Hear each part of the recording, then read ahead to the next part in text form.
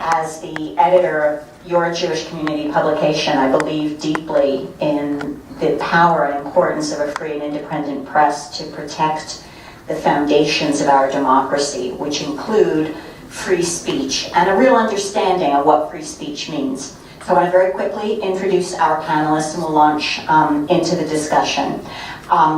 Furthest away from me is Dean Erwin Chemerinsky, sorry about that, the Dean of Berkeley Law, who joined Berkeley last year after 9 years at UC Irvine, where he was the founding dean of their School of Law. He is the author of 10 books, numerous publications, has argued before the Supreme Court, which is what every young lawyer wants to do one day, and is a graduate of Northwestern and of Harvard Law School. Thank you very much, Dean Chemerinsky, for being with us. And next to him is Rabbi Doug Kahn, who is Abbey Port's predecessor as executive director of our JCRC for 27 years, ordained by Hebrew Union College as a Reform rabbi. He is a dear friend and uses his wisdom and knowledge as a rabbi and a community leader to deal with a range of issues from civil speech, dialogue, interfaith relations to community relations. Next to Doug is Rachael Cunningham, who just graduated 2 weeks ago from San Francisco State in international relations. She was very active with Hillel. She was on the president's task force for the campus climate, very involved in trying to make San Francisco State a safe and inclusive environment for all its students, Jewish students and non-Jewish students. And she told me, yes, she's looking for a job. And just interned recently in which country? Israel. Working with? Asylum seekers at the Eritrean Women's Community Center. Right. So that's a deep interest of hers as well. And right next to me is Alan Schlosser, who is senior counsel with the ACLU of Northern California. He has litigated a number of landmark cases in this area, as well as other areas. He's taught law at the University of San Francisco School of Law and Columbia, my alma mater. He also received his law degree from Harvard Law, so we've got two of you here to deal with. And without further ado, let's see what you got. Let's frame this conversation, if we would, Dean Chemerinsky, with a definition of freedom of speech. How free is free speech? It's such a pleasure to be with you. I think it's very important as we frame this conversation to draw a distinction between what is the current law and what do we think the law should be. I found that this distinction often gets obscured. In September, the chancellor at UC Berkeley, Carol Christ, convened a campus-wide forum in anticipation of the so-called Free Speech Week, which was to come. One of the speakers was a faculty member, and he said, it doesn't matter what the law requires. Chancellor Christ should not allow hateful speakers like Mata Yiannopoulos and Ann Coulter to be on campus. And everyone in the audience applauded. And then in the question and answer session, one of the students very eloquently said, doesn't matter what the First Amendment requires, Chancellor Christ should protect the students by excluding hateful speakers. And everyone applauded. And towards the end of the session, I was one of the faculty members on the panel. I spoke up as a law professor and a lawyer, and I said, let's be clear. If Chancellor Christ were trying to exclude Milo Yiannopoulos or Ann Coulter for speaking, she would get sued. She would lose. When Auburn University tried to exclude Richard Spencer from speaking, he and his supporters sued, and they won. The campus would have to pay their attorney's fees. Maybe because the law is so clear here, the chance would be liable for money damages. Those who were excluded would be able to present themselves as martyrs and victims. They'd get to speak anyway, and nothing would be achieved. No one applauded when I said that. Your applause. So the answer to the question is, how free is free speech? Well, I think it's important to understand the basic principles. I'll do them very quickly. Essentially, I'll cover a semester of material in law school in 2 minutes. 3 quick principles. First, all ideas and views can be expressed. The most basic principle of freedom of speech is that the government never can restrict speech on the basis of viewpoint. And it's easiest here if we focus on the government. That's when the First Amendment applies. Though in California, there's also a law that says that private schools cannot punish speech if it couldn't be punished by a public university or public school. And so, it doesn't matter how offensive the speech is, the Supreme Court has said it's still protected by the First Amendment. Second, free speech isn't absolute. There are categories of unprotected speech. Everyone here has heard the Oliver Wendell Holmes statement, there's no right to falsely shout fire in a crowded theater. But the categories of unprotected speech are quite narrow. Incitement and illegal activity. It's a very restricted test in order to find something to be incitement. True threats. Harassment. And we can talk about those categories. But one thing that we'll talk about is that's not a category of unprotected speech is hate speech. Hate speech generally is protected by the First Amendment. So many reporters called me in the phone and said, what's the line between free speech and hate speech? The answer is, there isn't such a line. Hateful expression is protected. When Skokie, Illinois tried to exclude the Nazis from marching there in the late 1970s, early 1980s, every court to rule, including the Supreme Court, held that they had a First Amendment right to demonstrate. Third and finally, there can be time, place, and manner restrictions, so long as there are adequate alternative places for communication. Even when there's a First Amendment right to speak, it doesn't mean that it can be at any time, in any place, in any manner. And so campuses can use time, place, and manner restrictions so as to prevent disruption of campus activities. A campus can prevent demonstrations in or near classroom buildings while classes are in session. Campus can have free speech zones, so long as they leave adequate places for communication. Campus also can use time, place, and manner restrictions to protect the safety of students, staff, and faculty. Campuses have an ethical as well as a legal duty to protect safety.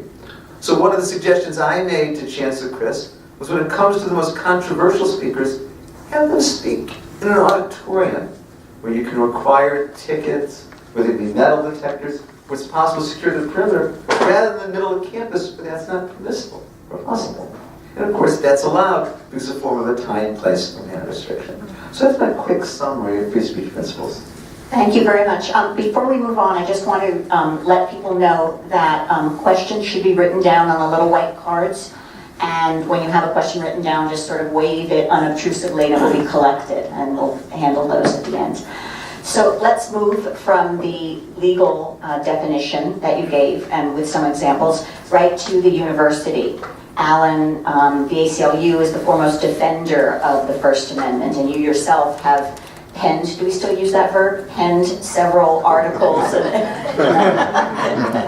Definitely not. You've keyed in several essays, one of which last year dealt with UC Berkeley and the university's decision first to permit Milos Yiannopoulos' talk and then withdraw that permission because of the threat of violent protest. Could you talk a little bit about what you, and speaking as yourself, speaking as the ACLU, see as the importance of free speech on campus? Well, I think we've always felt, I think the courts have felt, that free speech deserves the highest protection on campus, that the campus is the model of the marketplace of ideas, and it should be a place where all ideas are heard and allowed to be heard, which by definition makes it not a quiet place. But that's, I think, an important principle. The fact, as Erwin said, the fact that Milo coming and Ann Coulter, that's easy. They clearly have a right to speak.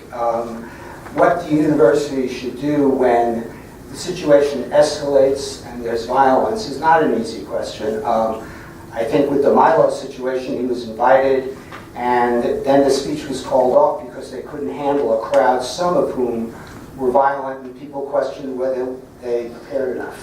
I used to say the hardest job in America was being the mayor of the city of New York, but I think being a college administrator now is a harder job. It's very, very difficult to deal with. And in that situation and others, I'm really cognizant of how the ACLU sends out mixed messages. On the one hand, we've done a lot of work, including with the campus police, to use less force, to not bring out the tasers, to not bring out the pepper spray, to try to deal with the situation with minimal force. And then in a situation with Milo, they got criticized for not using enough force. And I don't have an answer to that. It's just very, very tough. Sure. Would either Doug or Rachel like to, Doug, you'd like to chime in right there?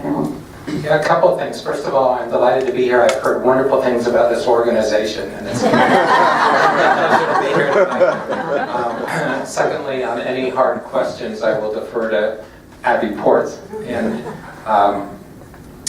thirdly, I will try not to practice law without a license. At the same time, a couple of thoughts that I just want to inject into the conversation. The first is, I'm struck by one of the lines of debate today around free speech and what it means to protect the campus when you have to spend $600,000 on campus security for a speaker who may or may not show up on a given day, for X number of people who may or may not attend. And that could bankrupt a university, particularly one that is going to be targeted, such as UC Berkeley, given its history around the free speech movement, pretty quickly. And I don't have an easy answer. I gather that there's already some legal debate about whether or not a university can assess security costs to a student organization, because how do you do that on a content-free basis? But I think there are issues to look at there. Secondly, I'm interested as we get along in this discussion about sort of what shifted today. So for example, after Charlottesville, ACLU announced that it was changing a certain piece of its policy, which it would no longer defend, as I understand it, white supremacists who were armed in a particular kind of situation. And now we look at something again like Berkeley, where you had masked, violent protesters, which is a very different kind of reality than other kinds of protesters.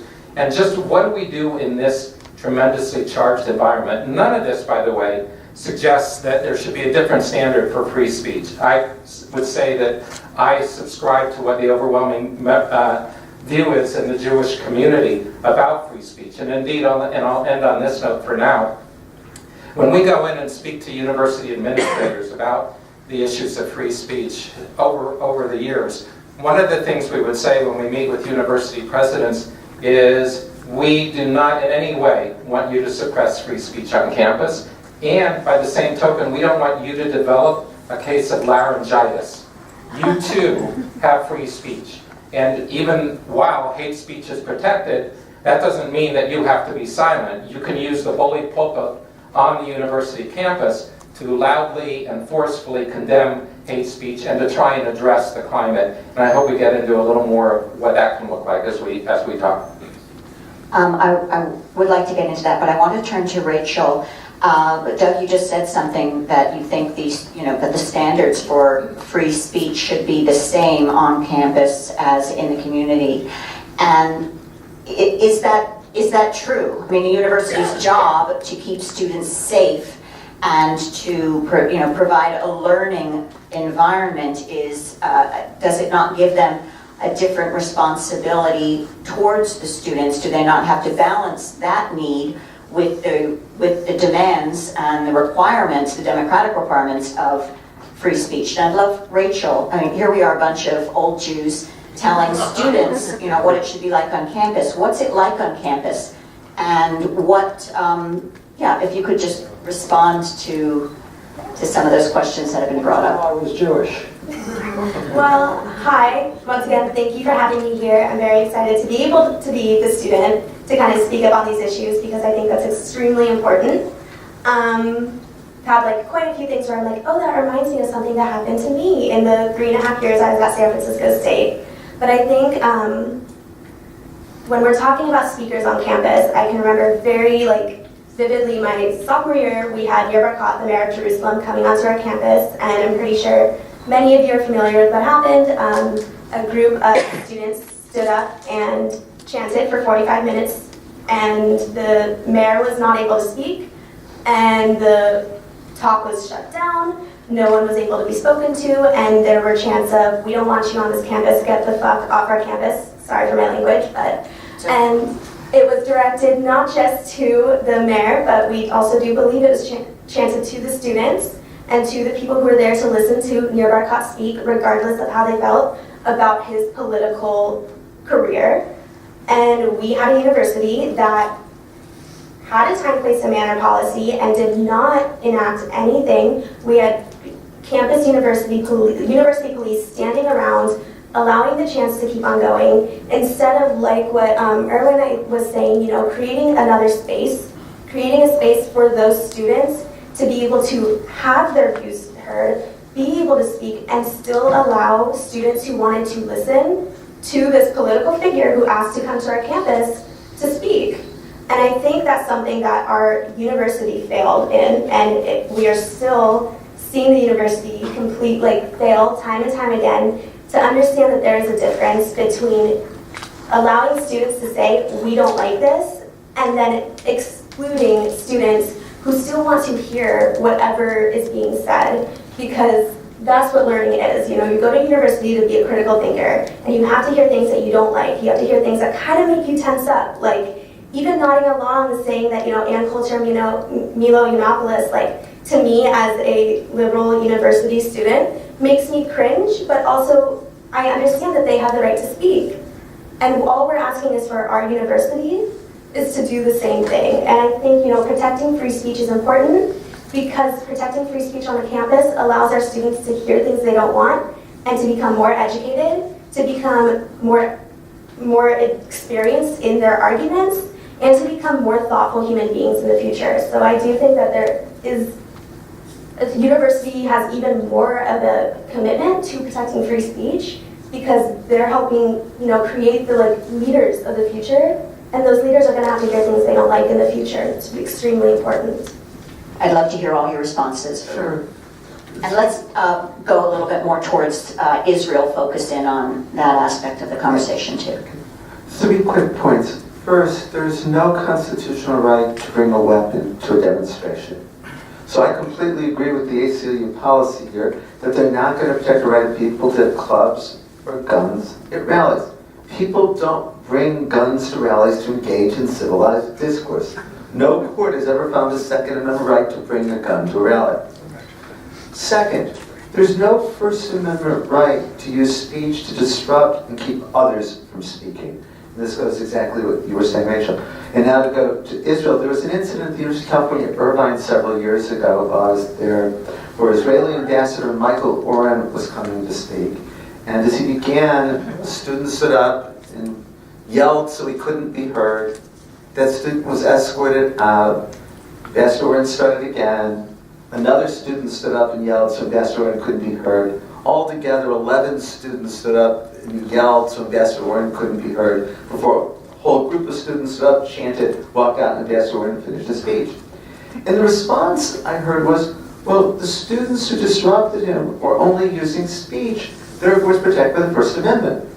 And that's just not right. I wrote an op-ed in the LA Times the week it happened, saying there's no First Amendment right to use speech to keep others from being heard. There's been a lot of this going on recently. This past fall, when in fact, there was a lawyer for the ACLU was speaking at William and Mary Law School. There was a disruption, so she couldn't be heard. This fall, when University of Oregon President Michael Schill was giving a state of campus address, people shouted so he couldn't be heard.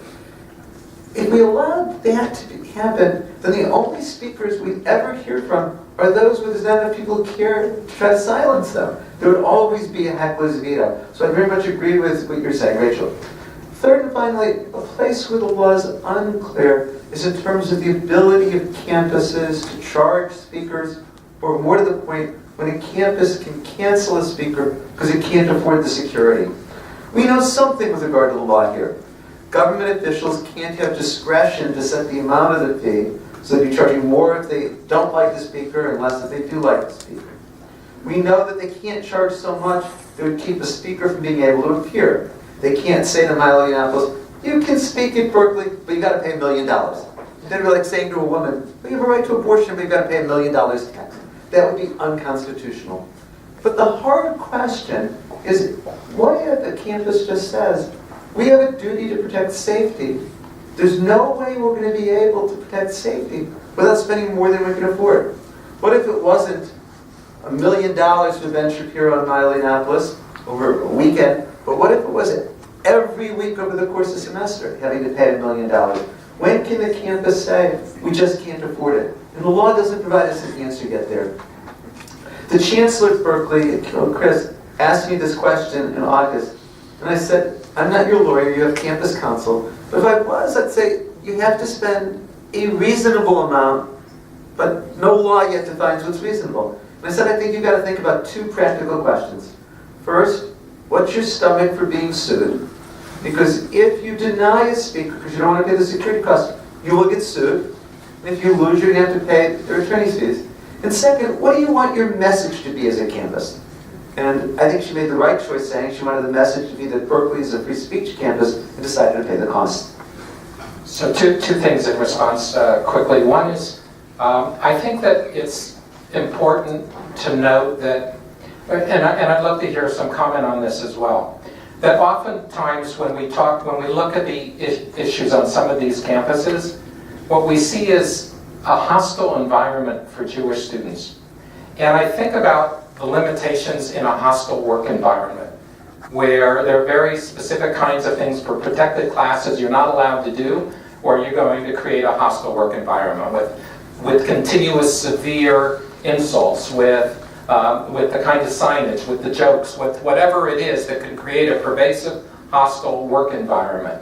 And sometimes I think the apt analogy on the campus really has to do with creating the equivalent for Jewish students of a hostile work environment. How do you address that concern within the framework of protecting free speech is something I'd love to hear some other thoughts on. The second thing is that there's no, in my opinion, no contradiction between being committed to the principle of preserving free speech and telling administrations they need to develop a greater backbone to make sure, for example, that they're communicating to law enforcement how they're going to handle disruptions and that they're not going to give a pass when those occur. And too often what we've seen is a kind of intimidation of administrations from enforcing the rules that are clearly within their prerogative to do so. And what happens is that free speech ends up being a casualty in those kinds of situations. Alan? Yeah. The one I think I found something I can disagree with Erwin. That was my goal tonight. I think it's a little, because he wrote the book. I have it right here. It's very difficult to take him on. I think it's a little misleading to say you don't have the right to disrupt. The free speech doesn't go by the Robert's Rules of Order. I believe there's a right to heckle. You don't have to be polite. You can be unruly. And I would guess a lot of these conversations or speakers, when there are Israel and Palestine people feel strongly, free speech doesn't impose Robert's Rules of Order. So what one person might think of disruption, in my mind, is significant disruption, like happened at Irvine, then I think the university should act. I think the point I want to make is that when I've been involved in situations involving this issue in court with federal agency, it comes down to the difference between anti-Semitism and anti-Zionism or anti-Israel. In my mind, there was a very sharp line, and it was easy to discern.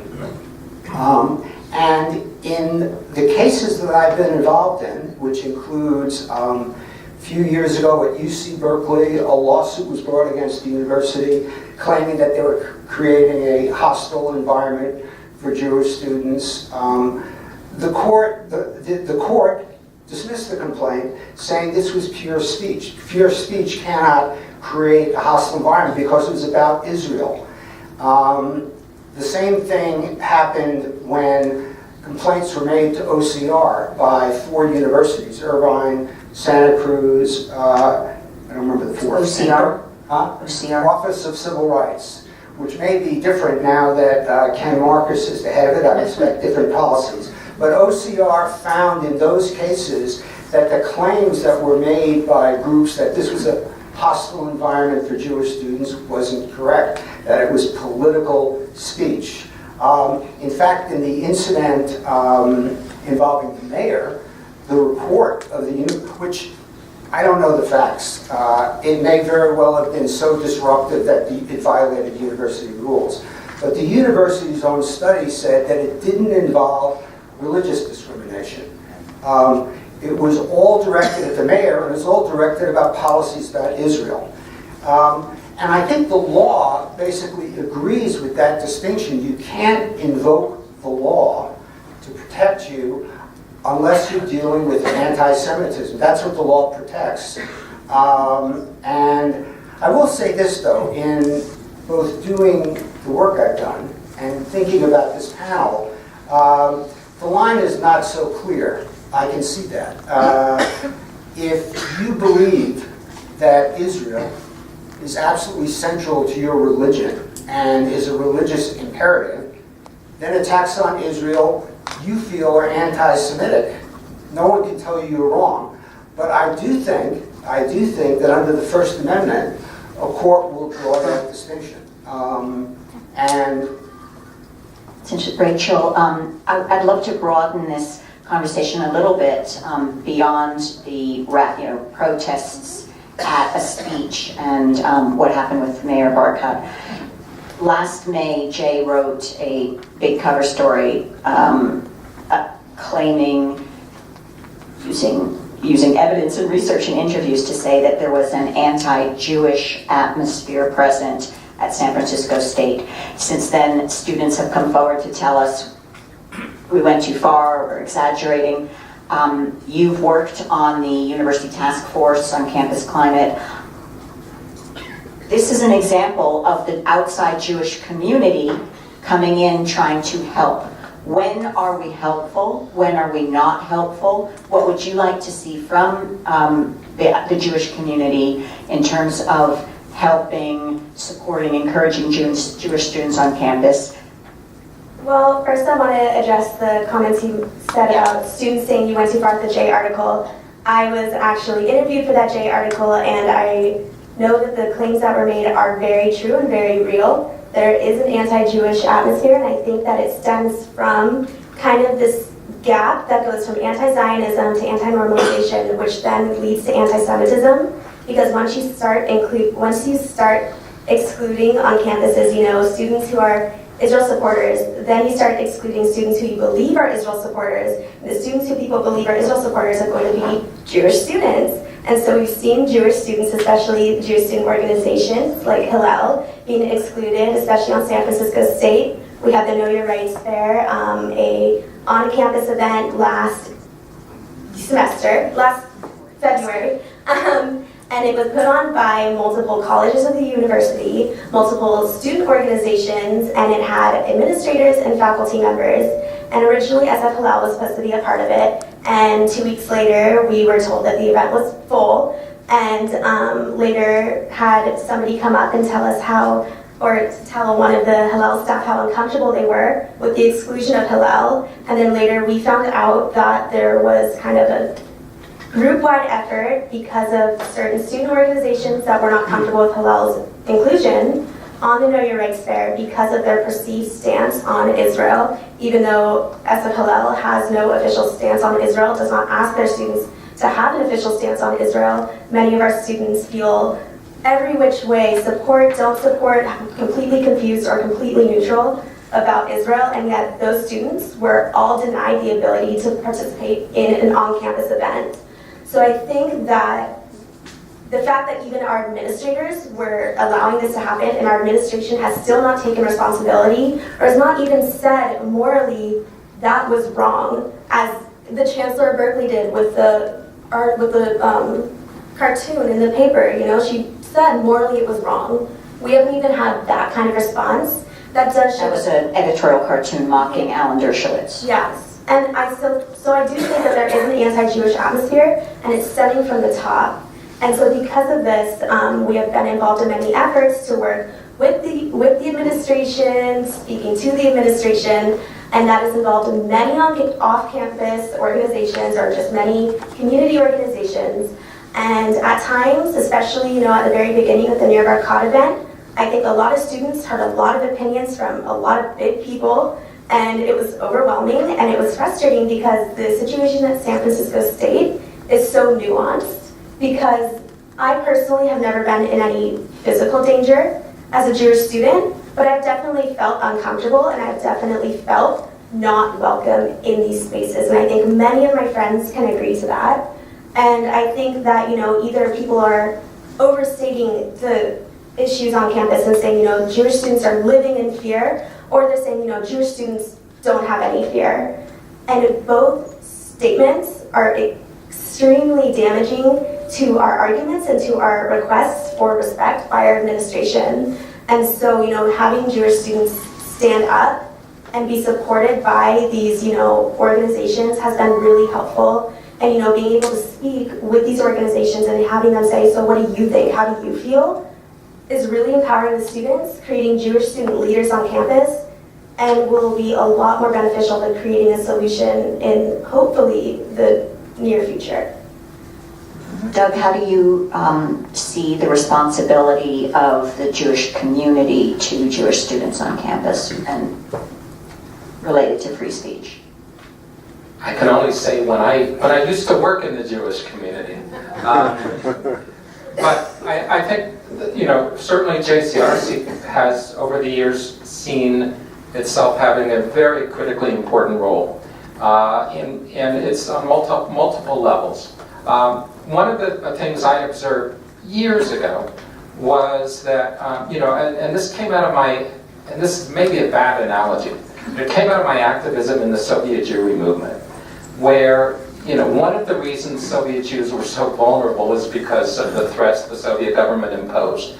But also what I realized was they didn't have, living in the former Soviet Union, they didn't have a protective system.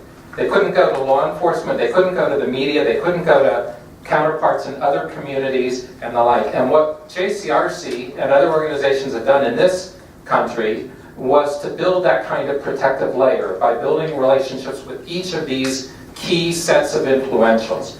And one of the feelings when we first got involved in campus life was to try to help Jewish students and Hillels be able to work on developing that kind of support system, that they should know the administrators, so that if issues such as those arise, that there's already that relationship, that they should be in close contact with law enforcement, that they should have a relationship with campus media, counterparts in other organizations on campus. So I think that's been a critically important role. Secondly, I think, there's not that neat separation anymore between, in my opinion at least, between campus, town and gown.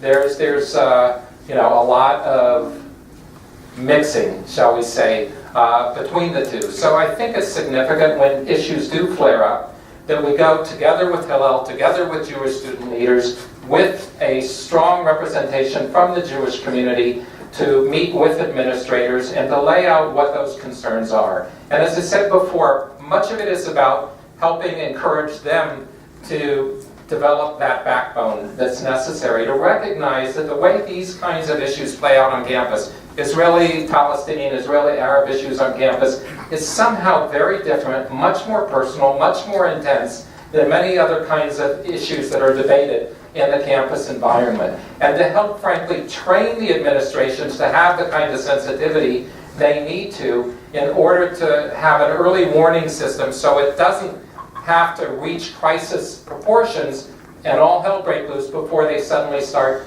to wake up and take action. So I think on all those levels, JCRC has been very pleased to partner in the campus environment. I think we'll have one or two more questions that I have for the panel, then we're going to open it up to the audience questions.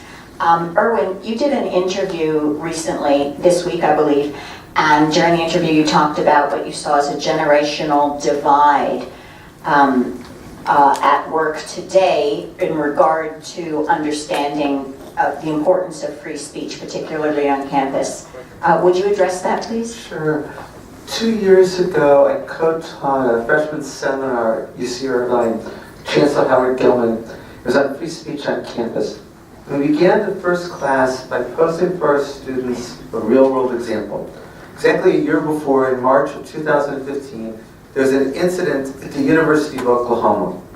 There was a group of fraternity members who were on a bus. It was only fraternity members. They were all in formal wear going to a fraternity event. And two members of the fraternity stood up and led the other fraternity members in a chant that was deeply offensive and racist. The president of the University of Oklahoma, David Boren, expelled those students from school. We asked our students if those who were expelled had sued, saying that it violated the First Amendment rights, who should win? The president of the University of Oklahoma or the students? 15-0, our students voted in favor of the University of Oklahoma.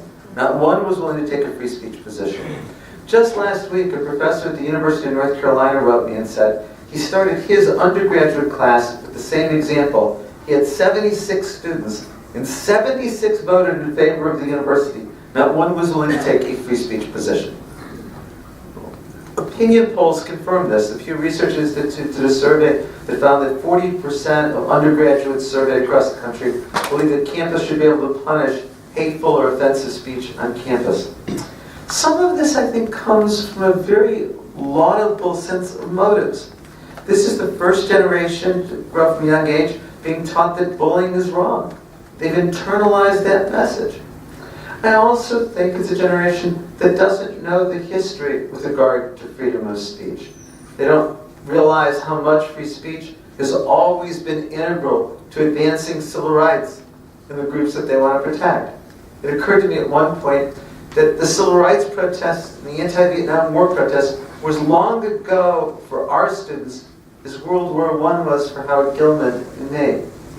I was shocked at how much the students were willing to trust campus officials to decide what speech to allow and what speech to prohibit, not realizing that if you give the campus officials that power, tomorrow it might be their speech that's silenced.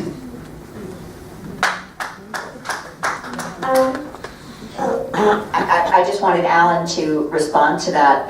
You were a co-author on an essay that had a very strong statement to the effect that protection of free speech is integral to public university life. I wonder if you would respond to some of the issues.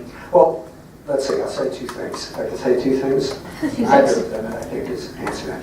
One, I mean, what's the argument for free speech? I think the argument traditionally for free speech has been this marketplace of ideas notion that if you let everyone speak and everyone's point of view is heard, the truth will emerge. The answer to bad speech is good speech. I don't know how convincing that is when campaign finance laws and expensive media. The second idea, which I think is more persuasive, is what's the alternative to the First Amendment? The alternative is for the government to decide what the boundaries are. And remember, government always represents the majority, and the First Amendment particularly protects minority points of view. Thirdly, just to throw out, because I think it's important, people often don't know this, the United States is almost completely unique in the world to have this kind of protection for free speech. Almost every country in the world, aside from us, restricts hate speech. And not only that, many of them, because of the experiences with the Holocaust in Europe, they particularly protect anti-Semitism. There are laws that say you can't be anti-Semitic. There are laws that say you cannot hold Israel to a higher standard. There are laws that provide those kind of protections, all of which I think would be flatly unconstitutional under the First Amendment. So. Rachael and then Doug, and we'll open it up. Did you want to respond? No, it actually was kind of covered. Okay. Doug, I was just thinking, probably 15, 20 years ago, there was a course offering that appeared in the catalog in a rhetoric class on the poetics of Palestinian resistance. And in the course description it said something like conservatives need not apply. And there was absolute outrage about it. We had a meeting at the Chancellor's home at UC Berkeley, and I'll never forget what one of the deans said at that meeting. And we quoted it in many meetings over the years with other administrators. She said, it's our role at the university to make sure that students are intellectually uncomfortable, but never personally uncomfortable. And I think that was very succinct and powerful takeaway from that moment. Thank you for that.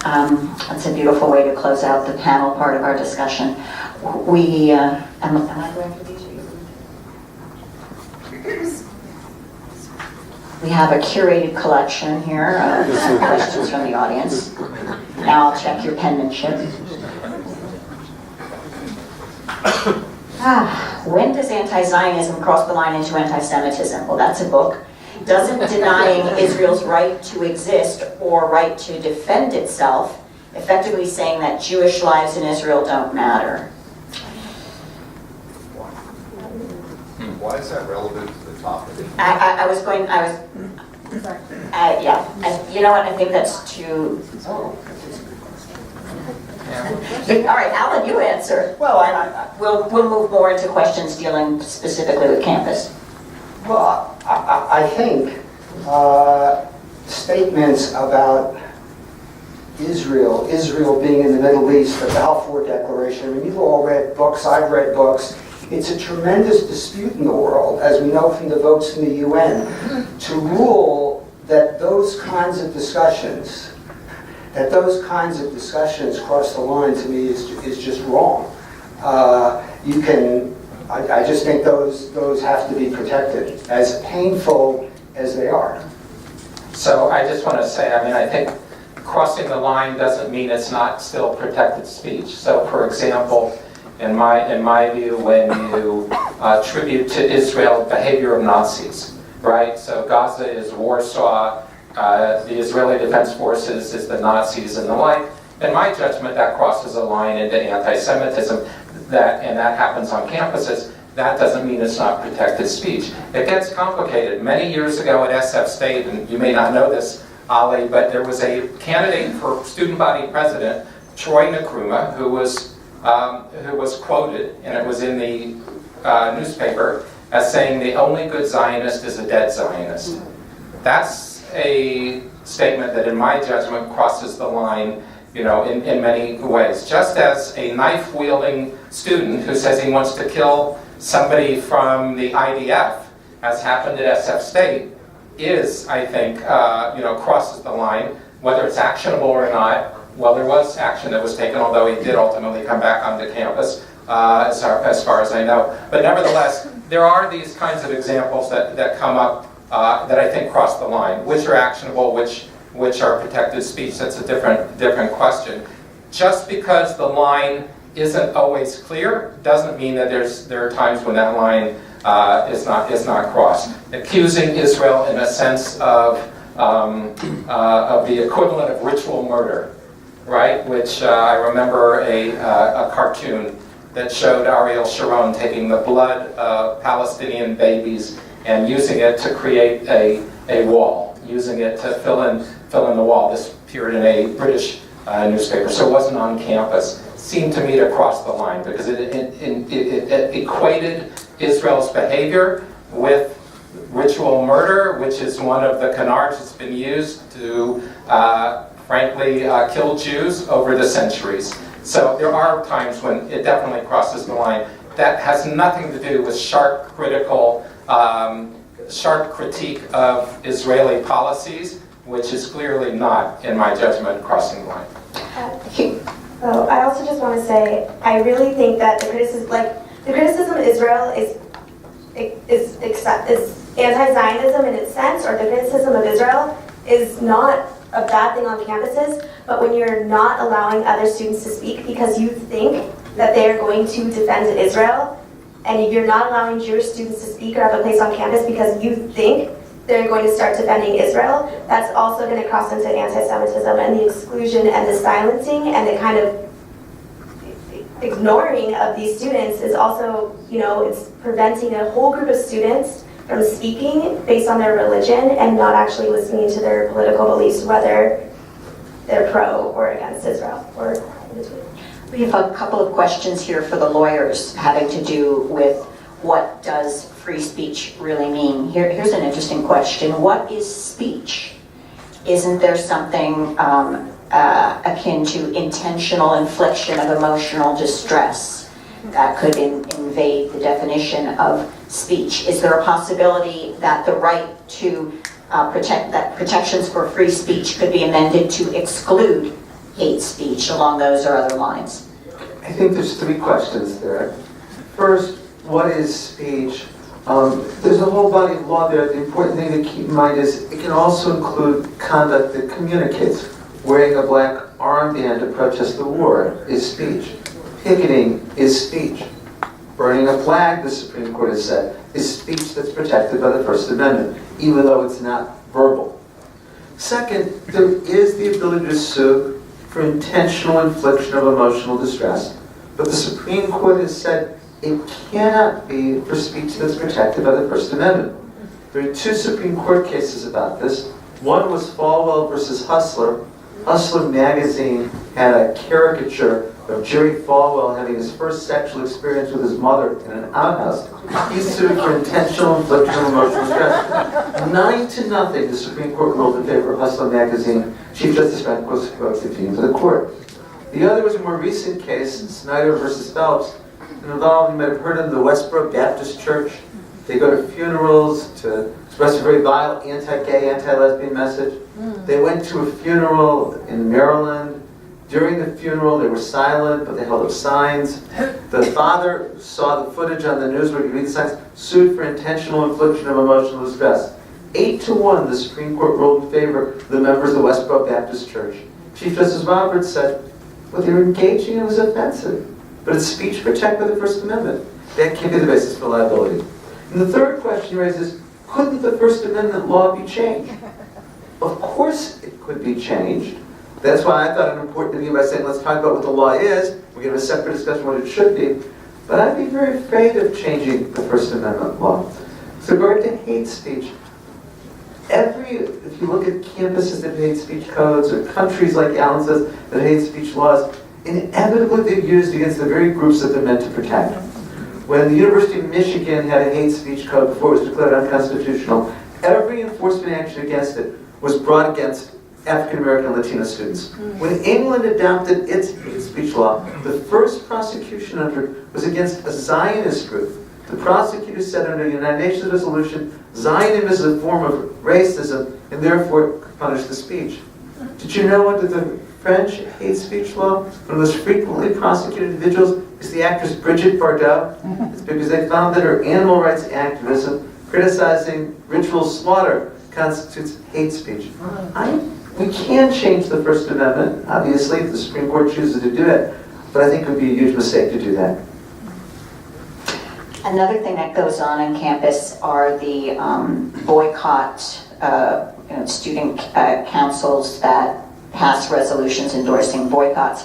The ACLU has, as part of its strict defense of freedom of speech, has been involved in some important lawsuits that oppose attempts to restrict boycotts. Alan, set us straight with what the ACLU position is now in terms of Congress's Israel's anti-boycott law. You've confused me.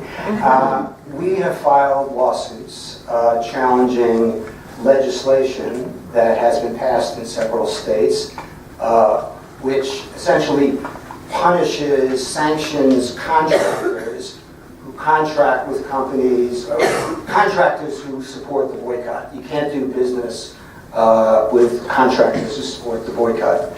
You know, the boycott, this is to me a relatively easy issue, but I'll be interested to hear if it's not. Boycotts are clearly protected speech. Boycotts, the Tea Party boycott, civil rights boycott, it's collective action, both speech and association. So I don't think there's any argument that trying to support a boycott of Israel is not protected speech. It may be completely unfair, it may be inaccurate and based on falsities, it may be inflammatory, but it's protected speech. I kind of learned about the boycott to prepare for this, and I was really impressed with the arguments on both sides, how strong they are. Sometimes the anti-boycott forces have won. Sometimes the boycott forces have gotten resolutions supporting it. I mean, it's a real debate. It would make the First Amendment gods very happy. What would make the First Amendment gods, I believe, unhappy is when government steps into this marketplace of ideas and takes a side, which is what I think this legislation does. This legislation punishes corporations who support a constitutionally protected activity. That's maybe a little bit simple, but that's essentially what the lawsuit's about. Can I just comment on this one briefly? First of all, when it comes to campuses, I think student councils have the right to call on their university they have the free speech right to call on their university to boycott Israel.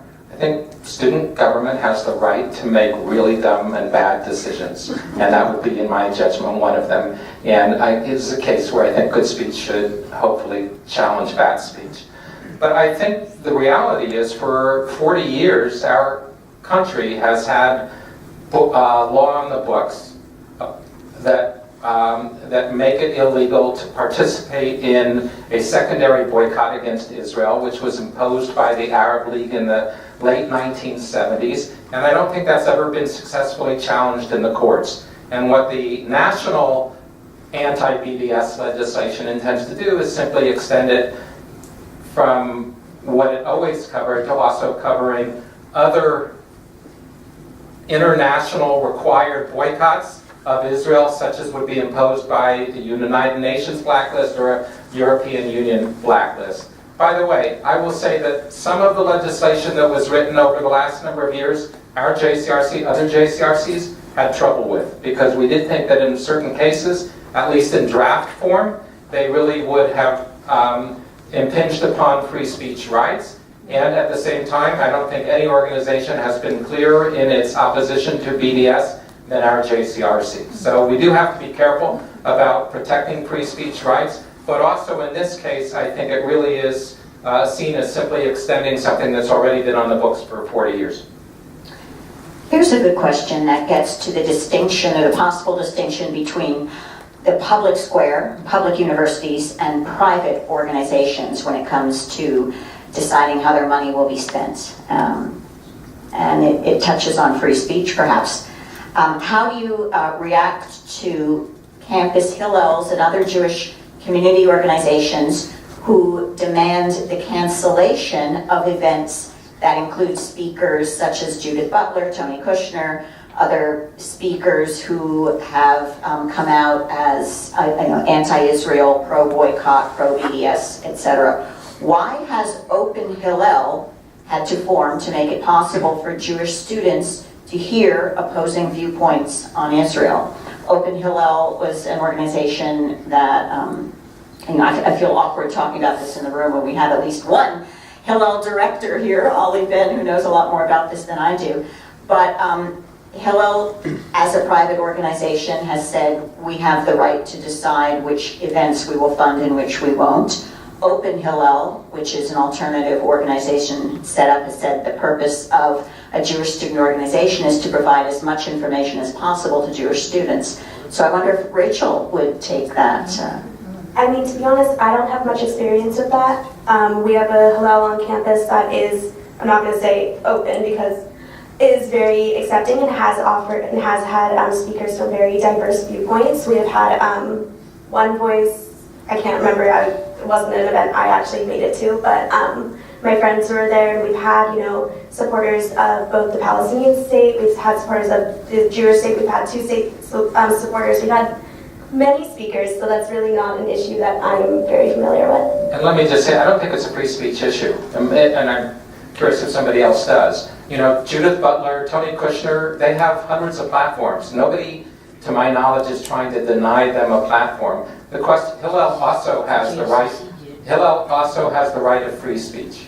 And Hillel can say, we choose to have this speaker or this speaker, and that's what Hillel does. But it's not, in my judgment, a free speech issue, because they're not being denied a platform on campus. Nobody is saying they can't speak elsewhere. It's just, we are a value-centered organization. this individual speaker would conflict with our values, much as a, let's say, an off-campus group that, let's say, a LGBT-friendly synagogue was approached to have somebody who supports, this is as absurd as it gets, conversion therapy, right? Is that not the distinction between a public entity and a private organization? I think any organization, whether it's an on-campus organization or an off-campus organization, has the right to say, this will fall within our parameters and this will not fall within our parameters. But I don't think that's a free speech issue. We agree. Are we all in agreement? Yeah. Command on that. Too boring. Could you talk about this? This is a question, I think, for Erwin. Can you talk about the constitutionality of the AntiSemitism Awareness Act currently being proposed in the House of Representatives? Sometimes a bad idea just keeps getting circulated. And this is a proposal that's been around in a number of different iterations at the state and federal level. And it defines anti-Semitism very broadly. It defines anti-Semitism, for example, as if somebody argues that Israel should meet a higher standard than other countries. I believe Israel should meet a higher standard than other countries. I believe the United States should meet a higher standard than other countries. I don't think that makes me anti-Semitic. It also would define as anti-Semitism anything that would vilify Israel. I don't know what it means to vilify Israel. I certainly will be very critical of the policies of the Netanyahu administration and what's going on in the settlements. I don't think that makes me anti-Semitic. And yet that's what this bill, the language I gave you is the exact language from this bill. We should have an open and robust debate with regard to Israel. We don't need legislation to say what should or shouldn't be allowed. That's, by the way, the same language, I think, if based on what you're saying, that the UC regents were originally being demanded that they adopt, and that UC regents didn't. Ultimately, the UC regents statement on anti-Semitism and intolerance references the notion that anti-Semitism and anti-Semitic forms of anti-Zionism have no place on campus. That's not denying free speech. That is simply the University of California Board of Regents' own free speech as a statement of saying there's no appropriate place here. But it's interesting, they rejected similar language and adopted that language.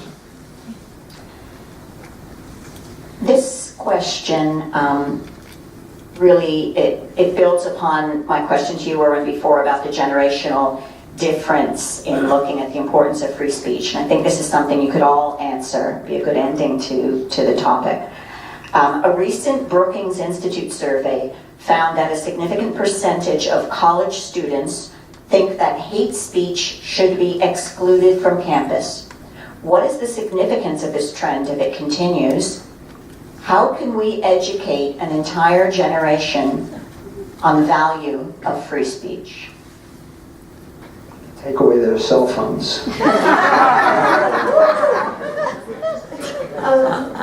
So I think that a lot of times students on campus kind of lump together hate speech and threats into the same thing, because we have had, an outside right-wing group put posters on our campus targeting specific students who were members of the Palestinian Student Organization, putting their names, and it was called hate speech.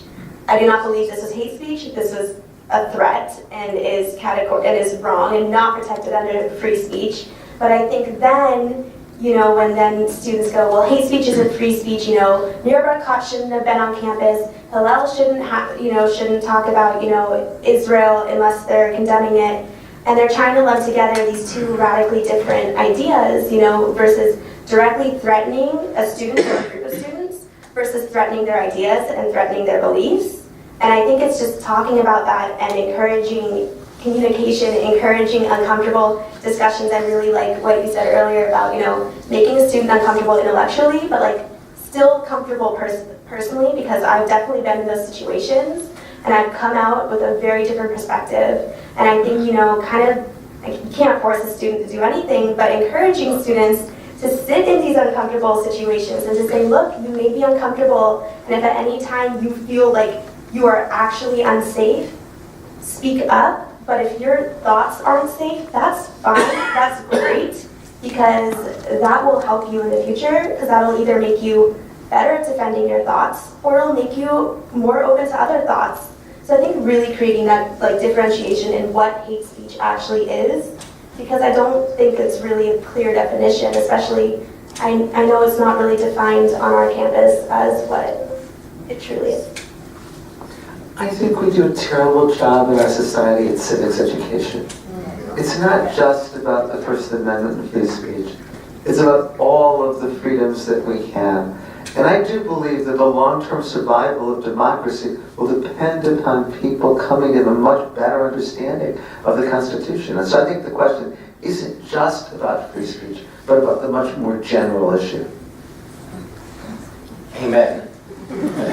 And I think, sometimes we get so drawn in to a specific crisis on campus, in the broader community, where the most effective action that can be taken is really to work on the hard stuff that can change the atmosphere on campus.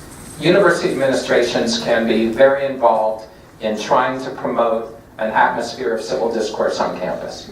They can do it in so many ways. They can model it with major speakers, as Berkeley did after a crisis period a number of years ago, and packed Zellerbach auditoriums with pro-Israel and pro-Palestinian speakers back and forth. They can model it in terms of how they work with student groups. They can work more with student groups and students who are coming in as freshmen onto campus about what it means to engage with people who have radically different views than yours, and what the responsibilities are of student groups. So many of the issues that we described tonight ultimately didn't just deal with the question of individual behavior, but whether bad behavior was stimulated by groups, almost in a premeditated, student groups in a premeditated kind of way. What are the other ways? What are the things that you can do throughout the university system, from university residence halls to university mental health to students, to the liaisons to student government, to campus media and the like,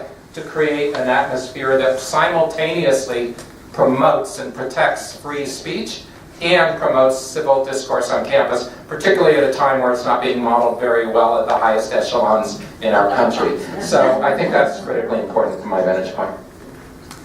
Well, thank you all very much. And I thought cell phones was a perfectly logical response. Do you have something else to say? And iPads. Thank you all very much for contributing to this important conversation. And thank God we still live in a country where diversity of views is not only tolerated, but encouraged and respected as building a greater society. And we need to remind our leaders that. Thank you all.